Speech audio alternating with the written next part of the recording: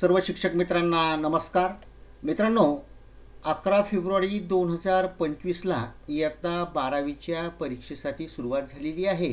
मित्रांनो, उच्च माध्यमिक प्रमाणपत्र परीक्षा फेब्रुवारी 2025 मधील गैरप्रकाराबाबत अतिशय महत्त्वपूर्ण माहिती आपण या व्हिडिओच्या माध्यमातून जाणून घेणार आहोत।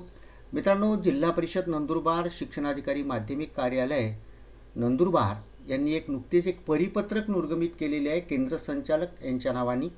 मित्रांनो, उच्च माध्यमिक प्रमाणपत्र परीक्षा फेब्रुवारी 2025 मध्ये जो गैरप्रकार झालेला आहे, या गैरप्रकाराच्या अनुषंगाने संबंधित शिक्षकावर कार्यवाही होणार आहे। त्यामुळे मित्रांनो, आपल्या सर्वांना काळजी घेणे गरजेचे आहे। परीक्षा केंद्रावरील झूम मीटिंग ॲपद्वारे करण्यात आलेल्या रेकॉर्डिंगचा संदर्भ या ठिकाणी मित्रांनो दिलेला आहे। मित्रांनो, उपरोक्त संदर्भीय विषयान्वये आपणास सूचित करण्यात येते की उच्च माध्यमिक प्रमाणपत्र परीक्षा फेब्रुवारी 2025 दिनांक 11 फेब्रुवारी 2025 रोजी इंग्रजी या विषयाच्या परीक्षेसाठी आपल्या लोणखेडा केंद्र क्रमांक 625 मधील वर्ग क्रमांक 4 मध्ये जे पर्यवेक्षक म्हणून कार्यरत आहेत त्यांनी सुमारे 12 वाजून 10 या वेळेस प्रश्नांची उत्तरे सांगत असल्याचे सदरील वर्गातील झूम मीटिंग ॲपमधील चित्रीकरणात निदर्शनास आलेले आहे।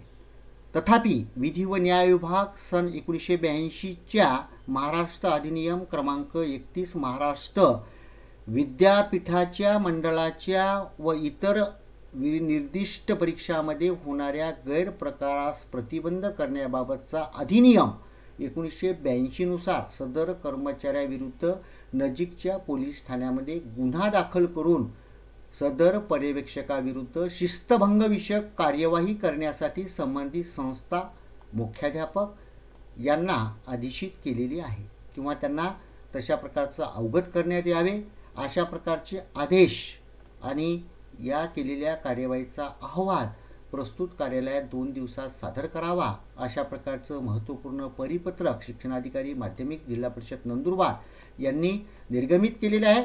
मित्रांनो, इयत्ता 10वी-12वीच्या परीक्षेत आपल्या सर्व सहकारी शिक्षकांना काळजी घ्यायची आहे आणि कुठल्याही प्रकारचा अनुचित प्रकार होणार नाही याची दक्षता घ्यायची आहे।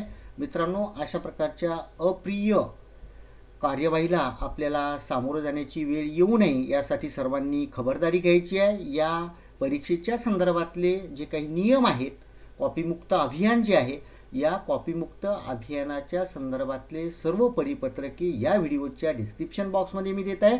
मित्रांनो, ते तुम्ही नक्की बघावे। धन्यवाद मित्रांनो।